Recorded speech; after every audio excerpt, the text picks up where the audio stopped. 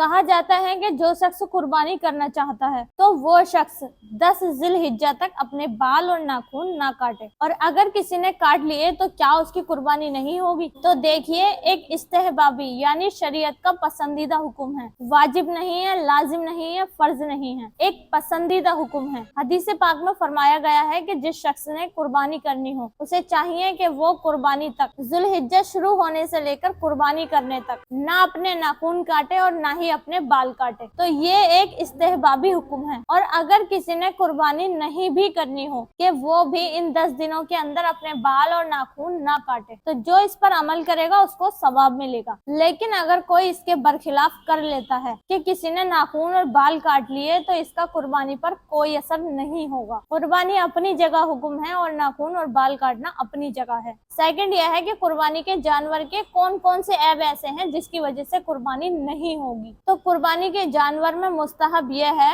کہ اس میں معمولی سا بھی عیب نہ ہو، لیکن اگر معمولی عیب ہے اور قربانی کر دی تو بھی قربانی ہو جائے گی، اگرچہ یہ خلاف اولا ہے، مکروہ تنزیہ ہے۔ لیکن اگر اس میں کوئی بڑا عیب ہے، جیسے کہ جانور لنگڑا ہے، اتنا لنگڑا کہ وہ قربان گاہ تک بھی چل کر خود نہ جا سکے، تو اب اس کی قربانی نہیں ہوگی۔ اسی طرح اگر جانور اندھا ہے تب بھی نہیں ہوگی۔ تو اب اس کے بارے میں فقہاء اکرام نے اصول بیان فرمایا ہے، وہ یہ کہ ایسا عیب جو جانور کا جمال یا اس کی منفعت علی وجہ الکمال ختم کر دے، یعنی اس کی جو منفعت ہے وہ پوری طرح ختم ہو جائے، تو ایسے جانور کی قربانی نہیں ہو سکتی۔ تو اب اس کی تفصیل کیا ہے؟ چونکہ عیوب کی 20 صورتیں بن جاتی ہیں، دانتوں کے اعتبار سے جدا عیب ہے، کانوں کے اعتبار سے جدا ہے، آنکھوں کے اعتبار سے جدا ہے، ٹانگوں کے اعتبار سے جدا ہے، تو چونکہ اس کی بہت ساری صورتیں ہیں، تو اب اس کی جو صورت پیش ہو تو وہ کسی مفتی سے پوچھ کر اس کے بارے میں حکم پوچھ لے۔ ایک اور بات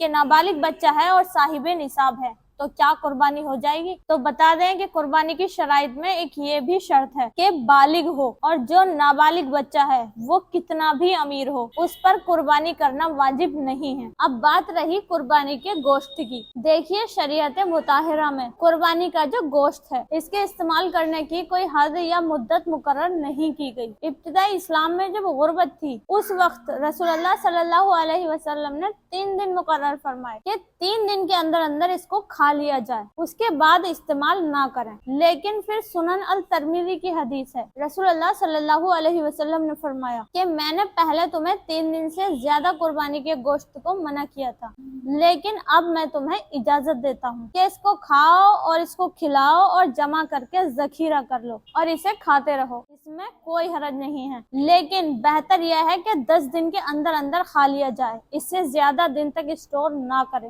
بعض لوگ عید کی نماز سے پہلے قربانی کر لیتے ہیں، تو آپ کو بتا دیں کہ رسول اللہ صلی اللہ علیہ وسلم کے دور میں صحابی رسول حضرت ابو بردہ رضی اللہ عنہ نے صبح صبح جانور ذبح کر دیا، تو رسول اللہ صلی اللہ علیہ وسلم نے فرمایا، ابو بردہ آپ نے یہ کیا کیا؟ تو کہا، حضور میں نے یہ خیال کیا کہ کہیں مجھ سے پہلے کوئی اور نیکی نہ کر دے۔ فرمایا، تیری قربانی نہیں قبول، جس نے ہم سے پہلے قربانی کی اس کی کوئی قربانی قبول نہیں، یہ صرف گوشت ہے جو تقسیم ہوا۔ تو فرمایا، حضور اب کیا کروں؟ تو رسول اللہ صلی اللہ علیہ وسلم نے فرمایا، ابو بردہ کیا تمہارے پاس اس کے علاوہ کوئی اور جانور ہے؟ وہ کر دو، وہ بھی قبول۔ تو اگر نماز سے پہلے کسی نے قربانی کر دی ہے تو قربانی نہیں ہوگی۔ شہر میں کسی بھی جگہ عید کی نماز ہو گئی اور آپ نے قربانی کر دی ہے تو قربانی ہو جائے گی، یعنی آپ کے محلے میں عید کی نماز دیر سے ہو رہی ہے اور آپ نے قربانی پہلے کر دی، لیکن کسی اور محلے میں پہلے نماز ہو چکی ہے تو بھی قربانی ادا ہو جائے گی۔ اور اگر کہیں بھی نماز نہیں ہوئی اور آپ نے قربانی کر دی ہے تو وہ قربانی نہیں ہوگی۔ رسول اللہ صلی اللہ علیہ وسلم نے فرمایا کہ جو شخص قربانی کرنے کی طاقت رکھتا ہو لیکن پھر بھی قربانی نہ کرے تو وہ شخص عیدگاہ کے قریب بھی نہ جائے۔